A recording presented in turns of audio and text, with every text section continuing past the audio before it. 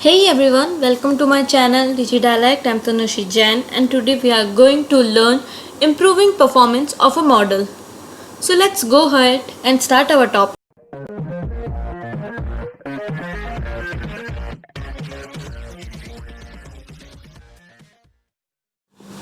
अब previous lectures को देखते हुए अपन क्या है ऑलमोस्ट एंड तक पहुंच गए हैं जो अपनी बिल्डिंग लर्निंग मॉडल्स की जो जर्नी है उसके।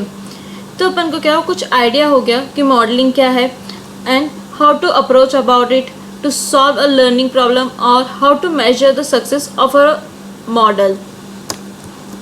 अब क्वेश्चन क्या आता है, क्या अपन इम्प्रूव कर सकते हैं परफॉर्मेंस अपनी मॉडल की? अगर हाँ तो कैसे? अपन ने पहले क्या देखा था मॉडल सिलेक्शन का कि कौन सा मॉडल जो है वो अपन को सेलेक्ट करना चाहिए कौन से मशीन लर्निंग टास्क के लिए। तो अपन ने उसमें क्या क्या देखे थे कि किस पे डिपेंड करता है वो type of learning the task in hand, यानी कि वो सुपरवाइज्ड है या अनसुपरवाइज्ड, या टाइप ऑफ द डेटा जैसे कि वो कैटेगरिकल है या न्यूमेरिक या sometimes on the problem domain, या above all experience in working with different models to solve problems of diverse domain. तो अब अपन अज्यूम करते हैं कि अपन ने जो मॉडल सिलेक्शन है ना वो वर्क कर लिया है, तो कौन से डिफरेंट एवेन्यूज़ है इम्प्रूव करने के लिए परफॉर्मेंस मॉडल का। तो पहला इफेक्टिव वे क्या है इम्प्रूव मॉडल परफॉर्मेंस के लिए? By tuning model parameter. Model parameter tuning is the process of adjusting the model fitting option. यानी मॉडल पैरामीटर ट्यूनिंग क्या है, एक ऐसा प्रोसेस जिसमें अपन क्या करते हैं एडजस्टिंग करते हैं मॉडल फिटिंग ऑप्शंस का। जैसे कि अपन ने KNN एल्गो देखी थी, KNN जो टर्म था वो देखा था। KNN क्या है, एक पॉपुलर क्लासिफिकेशन मॉडल है जिसमें अपन यूज़ क्या कर सकते थे डिफरेंट वैल्यूज K की और the number of the nearest neighbor to be considered the model can be tune. यानी जो अपन डिफरेंट वैल्यूज करते थे ना K की और जो नंबर अपन चेंज करते थे उसके थ्रू अपन क्या कर सकते थे मॉडल को ट्यून कर सकते थे। तो जो मोस्टली मशीन लर्निंग मॉडल्स होते हैं ना उनमें उनके पास कम से कम एक पैरामीटर तो ऐसा होता ही है जिसको अपन ट्यून कर सकते हैं। तो alternate approach of increasing the performance of one model में अपन क्या कर सकते हैं, सेवरल मॉडल्स जो होते हैं ना उनको कंबाइन कर सकते हैं साथ में।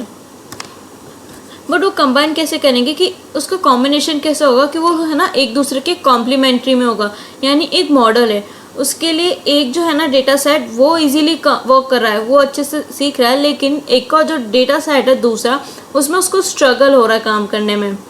और जो दूसरा मॉडल जो है ना वो जो स्ट्रगल हो रहा है ना पहले वाले को, वो उस वर्क को एकदम इजीली कर रहा है, तो क्या उसको हेल्प कर सकता है। यानी ये किस में होना चाहिए, कॉम्प्लीमेंट्री में होनी चाहिए कॉम्बिनेशन। तो ये जो अप्रोच होती है कंबाइनिंग डिफरेंट मॉडल्स की विद डाइवर्स स्ट्रेंथ, इसको अपन बोलते हैं इंसेम्बल। तो इंसेम्बल मेथड क्या करता है, वो कंबाइन करता है वीकर लर्नर्स को ताकि वो क्या स्ट्रॉन्ग बन सके।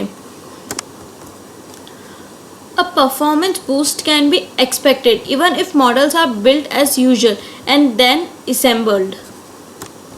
तो assemble process की steps क्या है? Build a number of models based on the training data.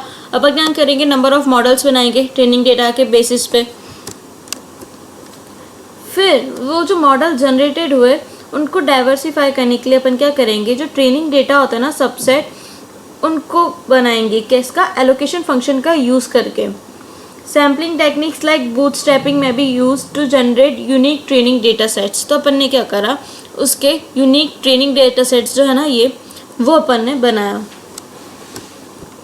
तो अल्टरनेटिवली क्या हुआ, अपन सेम ट्रेनिंग डेटा सेट जो है ना वो यूज़ कर सकते हैं, लेकिन जो मॉडल है ना कंबाइन आर क्वाइट वेरिंग। यानी यहाँ पे अपन ने एक जगह तो नेव बायस काम में लिया, यहाँ पे डिसीजन ट्री काम में लिया, यहाँ पे कहीं SVM एंड सो ऑन, अलग अलग अपन ने जो मॉडल्स है वो काम में लिए।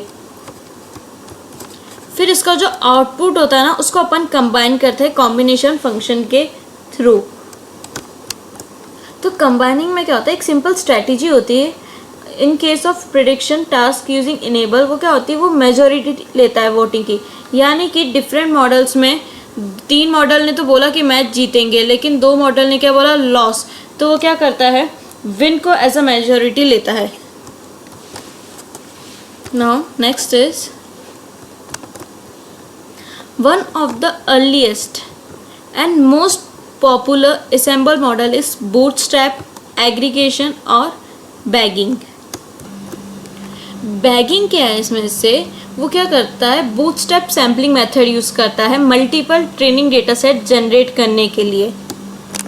फिर वो जो ट्रेनिंग डेटा सेट्स होते हैं ना, वो यूज़ आते हैं जनरेट करने के लिए set of models using same learning algorithm. जो सेम लर्निंग एल्गोरिथम है उनको जनरेट करने के लिए। फिर क्या होता है, जो आउटकम होता है ना मॉडल का, उसको अपन कंबाइन कर देते हैं मेजॉरिटी वोटिंग यानी कि क्लासिफिकेशन के बेसिस पे, और या फिर एवरेज के बेसिस पे यानी रिग्रेशन के बेसिस पे। बैगिंग जो है ना बहुत ही सिंपल असेंबल टेक्निक है जो कि अपन परफॉर्म कर सकते हैं अच्छे से, और अनस्टेबल लर्नर्स के लिए भी, जैसे कि डिसीजन ट्री हो गया। डिसीजन ट्री जिसमें हल्का सा भी अगर अपन चेंज करें ना डेटा में तो उसका इम्पैक्ट आता है आउटकम में। अब जैसे ही बैगिंग है, बूस्टिंग भी है, एक दूसरी की है असेंबल बेस्ड टेक्निक की। उसमें क्या होता है, व्हीकल लर्निंग मॉडल्स जो होते हैं ना वो ट्रेन होते हैं रीसैम्पल डेटा के ऊपर, और जो आउटकम होता है उसको कंबाइन करते हैं यूजिंग वेटेड वोटिंग अप्रोच, जो कि किसकी बेसिस पे होता है, परफॉर्मेंस ऑफ डिफरेंट मॉडल के बेसिस पे। उसमें क्या है, अडेप्टिव बूस्टिंग और एडा बूस्ट जो है ना एक स्पेशल वेरिएंट है बूस्टिंग एल्गोरिथम का। ये किसके बेसिस पे है, idea of generating weak learners and slowly learning.